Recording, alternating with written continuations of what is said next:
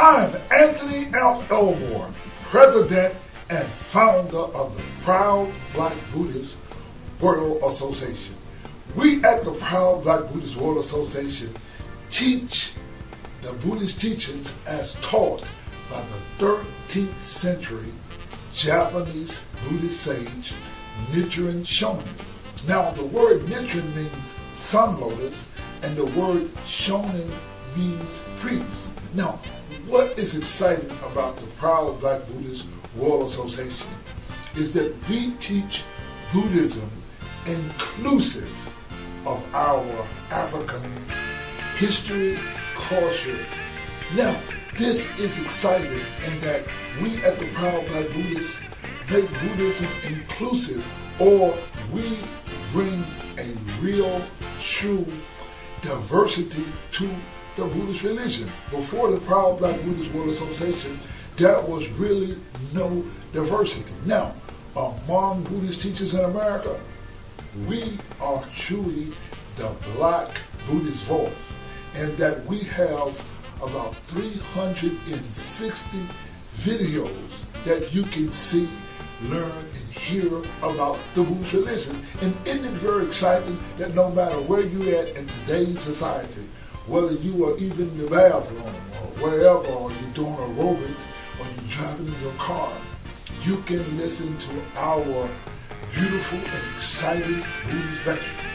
And one thing you can be sure of, we make Buddhism inclusive of your everyday life. Now, I bring to you a very exciting Buddhist lecture. You know, this week is the week of Christmas. And just a few days ago, a lady, Carolyn from Canada, she asked me the question. She says, do Buddhists practice Christmas? And this is the topic of our discussion. Now, my lecture today is Santa Claus and Christmas was started by Black Buddhists. Now, the question is, do Buddhists practice Christmas? You see, we cannot speak for Buddhists, but we can speak for Proud Black Buddhists. And in regards to Proud Black Buddhists, we Proud Black Buddhists practice Buddhism, or practice Christmas rather, 100%. Now, my lecture today again is Santa and Christmas was started by Black Buddhists. You see, not only do we practice Christmas, we know that Santa and Christmas was started by Black people. See, most important is the fact that the Lotus Sutra support Christmas. Please understand that there are those who practice Buddhism, and there are those who practice only the Lotus Sutra. See, the Lotus Sutra is the highest of the Buddhist teachings, and the Lotus Sutra is based on the law of cause and effect. Now, we Proud Black Buddhists chant or practice the Lotus Sutra. Now, let me explain what this means when we say we chant. Now, you see, chanting, or we say we chanting, is really a broad term, and our definition differs from those who practice Buddhism in the Japanese Nichiren sense. For example, I hear people say, I chant and I chant and I chant. You see, for us who practice the Lotus Sutra, it's one thing to chant, and it's one thing to embrace the Lotus Sutra. See, we at the Proud Black Buddhist World Association mean that when we say we chant, we mean that our life is guided, or we live by the Lotus Sutra. Now, let me go a little deeper in my personal life. I have never read the entire 28 chapters of the Lotus Sutra. I only recite the second and 16th chapter. Now, the second chapter of the Lotus Sutra is called the Expedient Means chapter. Now, what the Expedient Means chapter is about is that the Buddha, Shakyamuni of India, explained that he taught Buddhism expediently, meaning that he was born in what was called at his time Eastern Ethiopia. He was a black person who was born in Eastern Ethiopia. Now, he only came into the world as an expedient means. In other words, what the Buddha explains in the lifespan chapter, that's the 16th chapter of the Sutra, that he lived 100,000 billion trillion years ago, or in any incalculable length of time. And he attained Buddhahood, from time before time without a beginning, but he only came into the world to explain or to teach the Lotus Sutras, and that we have only evolved to the point that we can really understand the Lotus Sutra or the highest teachings of the Buddha.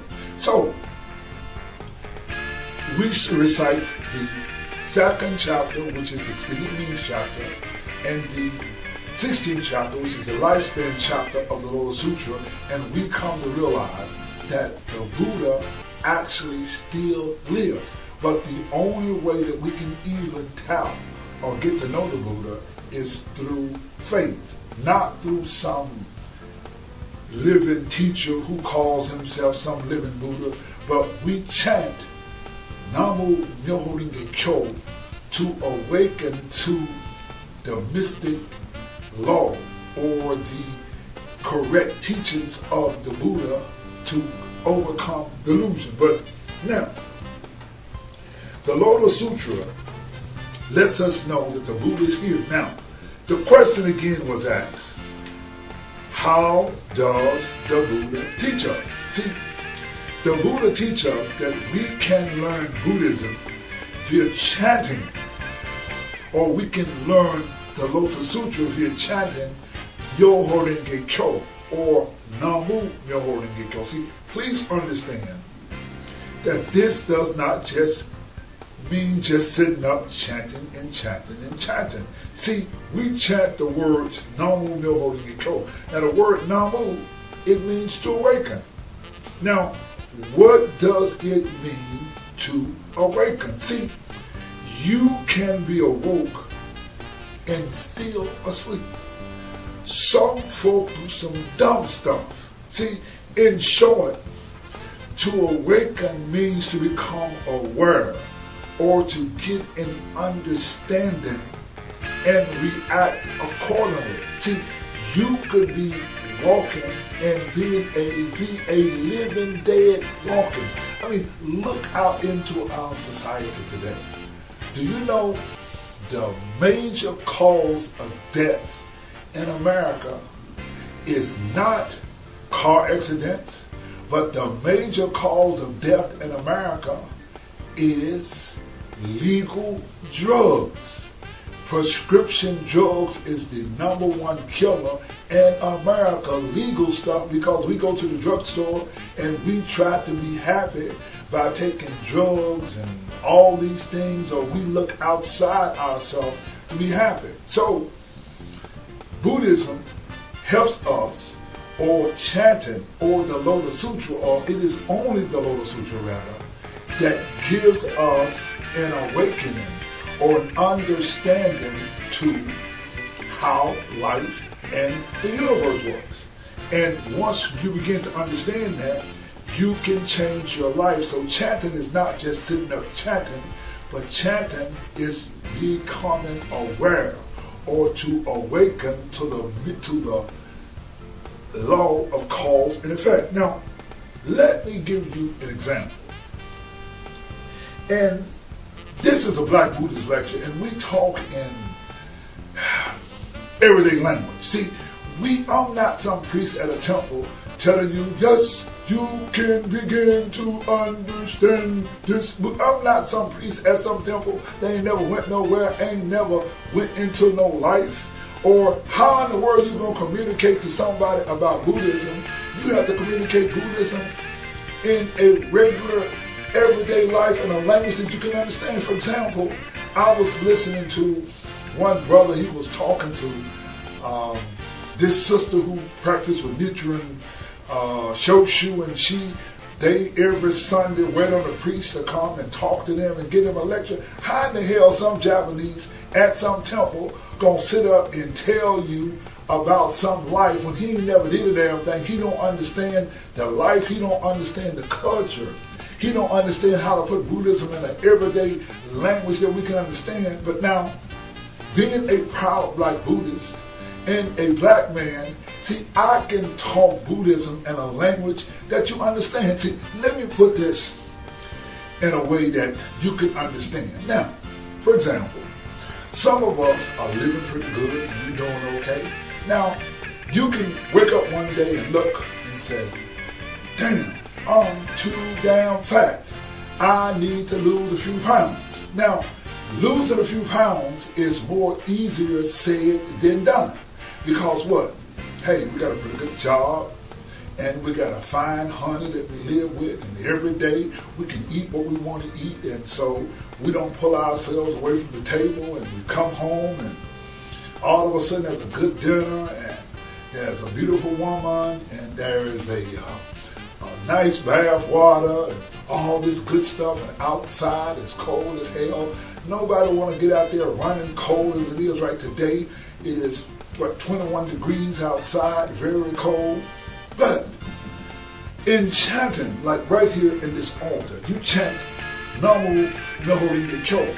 See, chanting is a practice where you awaken to the unfathomable law, which is unfathomable or incomprehensible. That's Myo, or that's like God. Now, or it means correct, or it means to open. Now, you awaken. Now, that's what Namu means, to awaken to this unfathomable law, which is the 3,000 worlds in a momentary state of existence. Now, you awaken to what?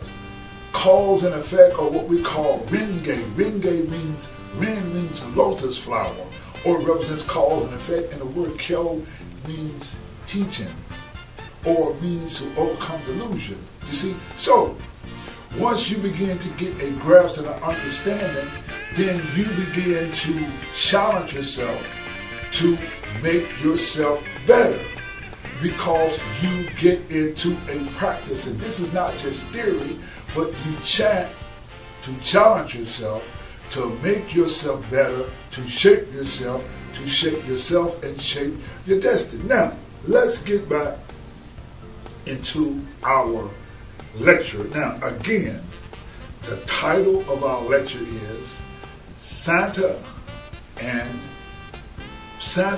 Christmas comes from Black and Buddhist. Now, let's take this thing further. Now, in regards to Buddhism, now the subject of the Buddhist lecture, Santa and Christmas, was started by Blacks and Buddhists, a Black Buddhist Lecture. Now, let me get one thing straight.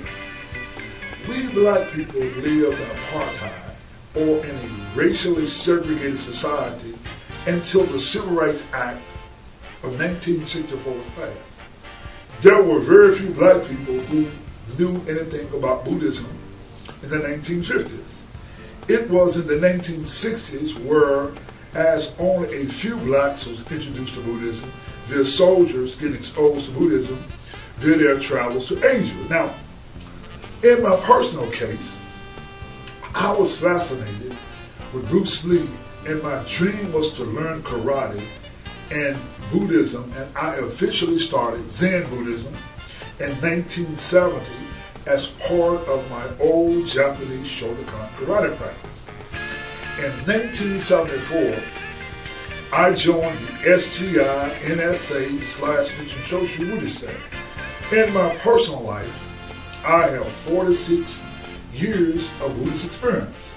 And I would say that in regards to being a Black Buddhist, I cannot explain whether Buddhists celebrate Christmas, but I can give you an explanation in regards to proud Black Buddhists and Christmas.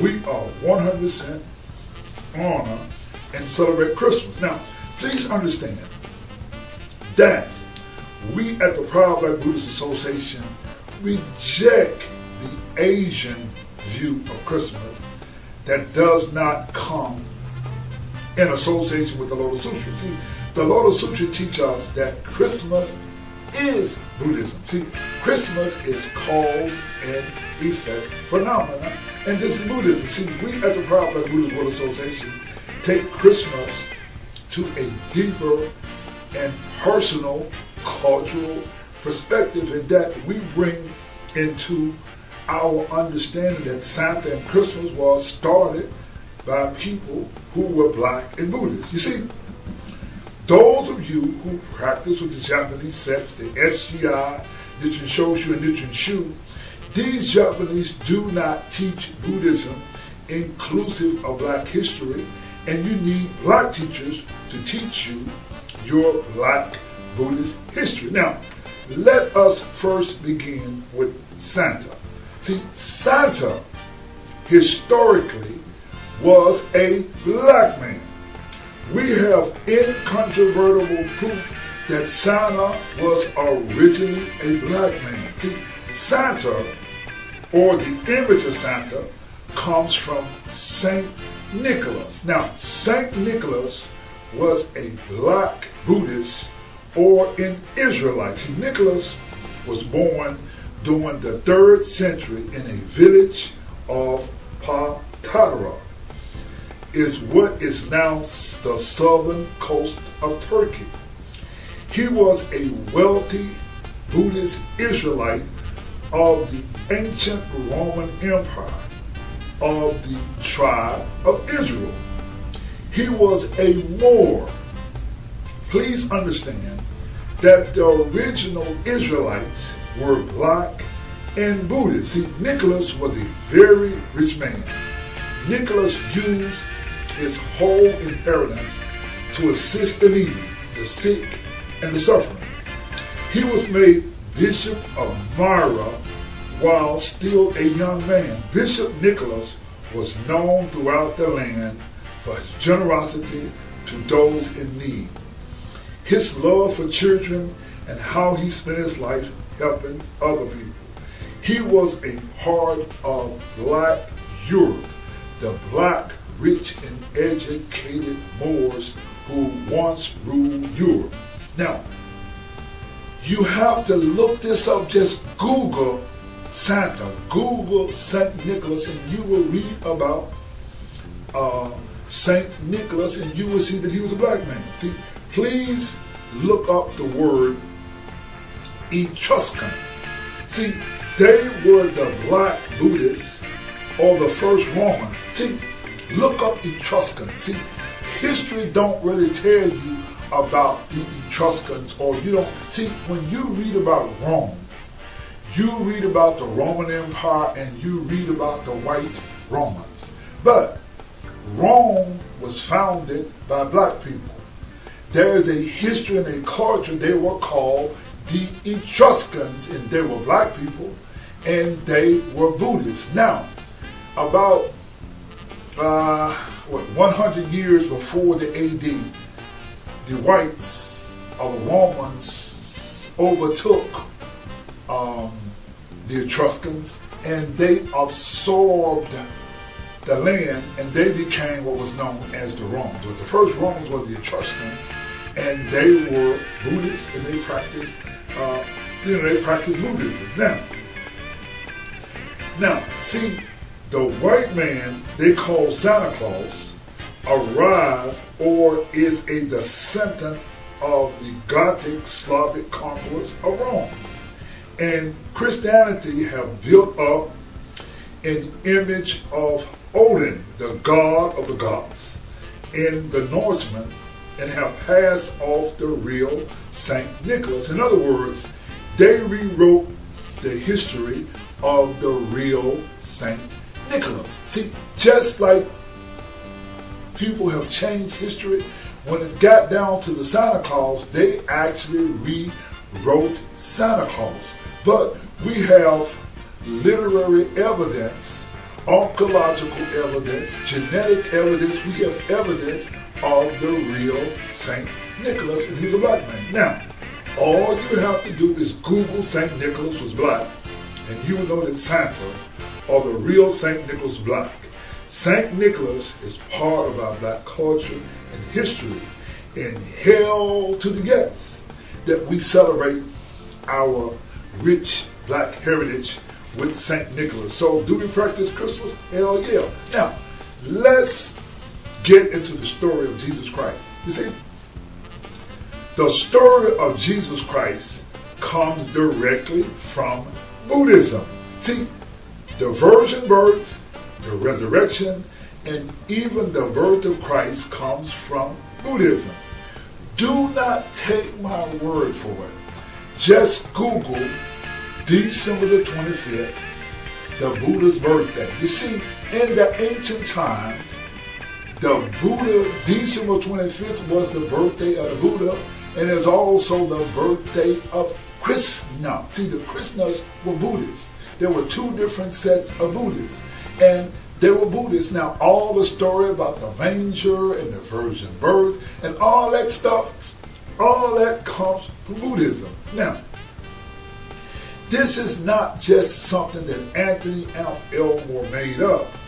Now, there was, I think, 1830, there was a book written in 1830 called the Nicaea, and that was a British historian by the name of Sir Godfrey Higgins. And this is what Sir Godfrey Higgins writes about it. He says this: the time has now arrived when it becomes proper to enter upon an examination of the doctrines of the celebrated Buddha of India, which were the foundations of the mysticies of the Western nations, as well as those which have been seen of Krishna. And from the two were supplied most of the superstitions which became engrafted into the religion of Jesus Christ. Unquote. You see, I didn't make this up. When you study history, or when you go back and you study the black history, you will find that Jesus Christ, or the story of Jesus, was that of a black man. Now, the Buddhist religion, there are two people you must understand. There is the Buddha and there's Krishna. See, there was a separation between the two groups regarding the female principle. Those of you in the Proud Black Buddhists, one way to help you understand the history is for you to look up the Etruscans. Now, about 100 BC, black people became absorbed by white people called Romans. Now, these two types of Buddhist tribes that you must understand, for the sake of this lecture, let's just say they are Buddha and Krishna. See, these were black Buddhists, but in the old days they were not called Buddhists. They were called Jim, the Sophists. See, Jim means naked and Sophists means philosophers. Now, the word Krishna later became known as Christ or Krishna. When you look at the Catholic Church and you see the Black Madonna and you look at the ancient paintings, you will see the Black Madonna. What we know, or what later became known as the Christian Church, this came from the Buddhist religion. When you see the Black Madonna, see, Buddha's mama was named Myra. And when you look at the Catholic Church and you look at those old images of the Black Madonna, that's because the Catholic Church came later from the Buddhists or from the Krishnas. And the Krishnas later became Christianity. You see, even Saint Nicolas in 323 AD, he took part in the Council of Nicaea where they came up with the Christian religion. When you look at Buddhists and you look at the Catholic Church, you will see that the Catholic Church emerged from Buddhism to be called Christianity. See, the word Jesus means anointed, and Nazarene means one who has attained an individual level of enlightenment. So, All of that, when you look at the story of Buddhism, we call it the temptation of Myra. That's when the Buddha is said to attain enlightenment when he so-called went to meditate, but that's really not what happened. Now, in the Bible, this is called the temptation of Christ. See, it's the same story. You look here at this picture, so you see the Buddha's 12 disciples. Well, the Christ had 12 disciples. When you look at King Kanishka, and he had the first coin, he had a coin of the Buddha. On one side of the coin, you had the Buddha, and the other side of the coin, you had Jesus, because we talking one and the same thing. We make the point to help you understand what we know as Santa and Christmas originally came from the Buddhist religion. In Rome and in Egypt, Buddhists became known as Christians. When you say we say that the first popes were black. This is a whole different lecture. See, quickly, Abraham, the father of Judaism, Christianity, and Islam, was a Persian. See, the Persians had conquered Egypt, and that's when Abraham came about. See, quickly, Abraham was a Brahmin. A Brahmin. That's what they say. Abraham means a Brahmin. Now, this lecture again is called Santa and Christmas was started by Blacks and Buddhists. In regards to the Garland who lives in Canada, who asked me, do Buddhists practice Christmas? We do not speak for all Buddhists, but we can speak for the proud Black Buddhist World Association. Now, in the Ghost Show, the Ghost Show are letters that Nichiren wrote to his disciples. And there's a Ghost Show that is called The Expedient Means and Lifespan Chapter. Now it reads, when we scrutinize the sutras and treatises with care, we find that there is a teaching about the precept known as following the customs or of the regions that corresponds to this.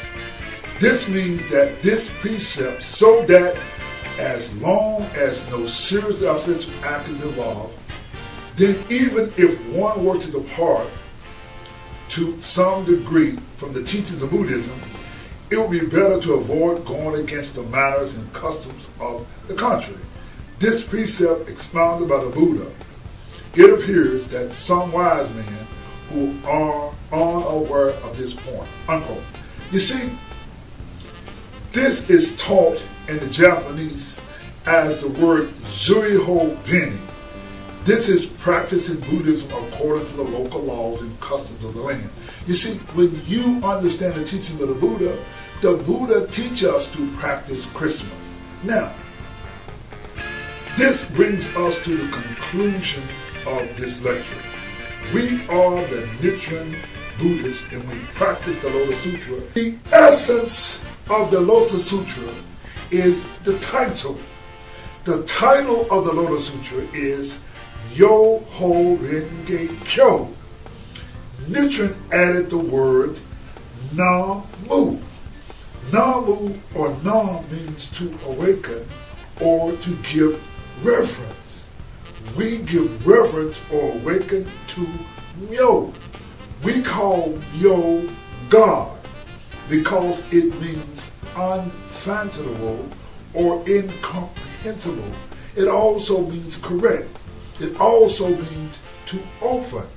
Now, there is a vast world we can open to.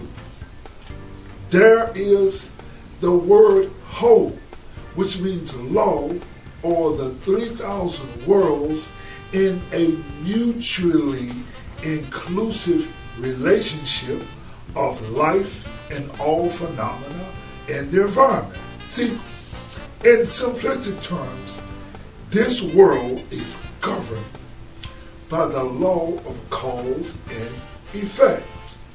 In order to get a better understanding of cause and effect, the Buddha gave us the symbol of the lotus flower, where the flower and seed comes together.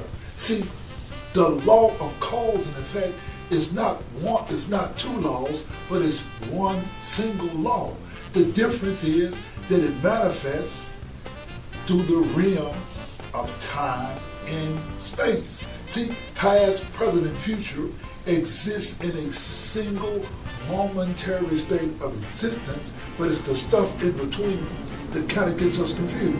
But that is Renge or Lotus. Now, we come to the word Kyo. Kyo means to overcome delusion.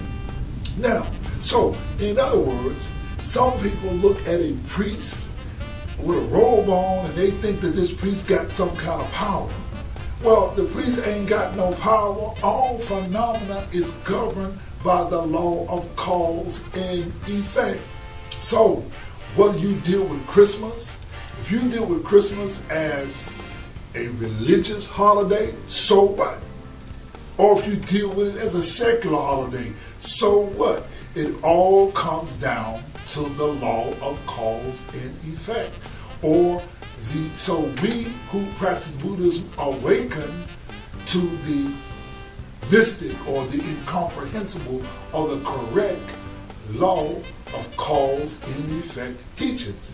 That is Buddhism. Now, as far as my life is concerned, on December the 25th, 2016, I'm going to enjoy Christmas with my 11-month-old son, even though he won't really quite understand Christmas, but I want to enjoy Christmas with my family, and I'm looking so forward to seeing the Denzel Washington movie Fences, which opens on Christmas Day, December the 25th, 2016. So, Christmas is a great time, and after Christmas, we are going to practice Kwanzaa. As you see, I have my African mudcloth coat on because Kwanzaa is a time whereas we celebrate our African heritage. And so we starting already. We got my African mudcloth suit on, even though this Butadon here, this altar, it was made in Ghana. It was made in Africa, as you see. I got the African doors and all that stuff. So we into our African culture and history. Now, 2 years ago, I departed the Japanese Nichiren sets, and there was hundreds of videos away. Today we have 11,100 subscribers to our video channel. We practice and live by the Buddhist law. No more Japanese culture. For us, we proud Black Buddhists are working to build a better America. We are the progressive Americans. Now, Donald J. Trump says, let's make America great again. We at the Proud Black Buddhist World Association say, let's make the world a better place to live in. I am Anthony Elmore, President and Founder of the Proud Black Buddhist World Association, giving you a lecture that states Santa and Christmas was started by Black Buddhists. Thank you very much.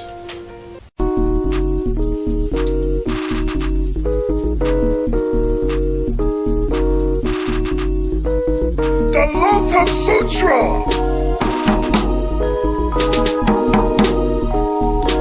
The Lotus Sutra.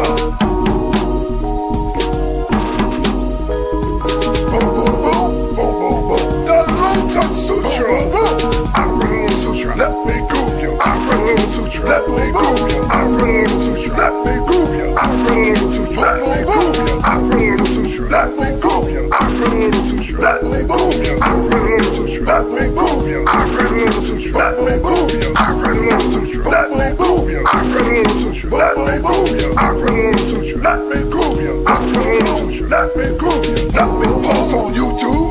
Let me put you in my groove. Boom, boom, boom. Boom, boom, boom. Let me groove you. I read a little sutra. Let me groove you. I read a little sutra. Let me groove you. I read a little sutra. Let me groove you. I read a little sutra. Let me groove you. I read a little sutra. Let me groove you. I read a little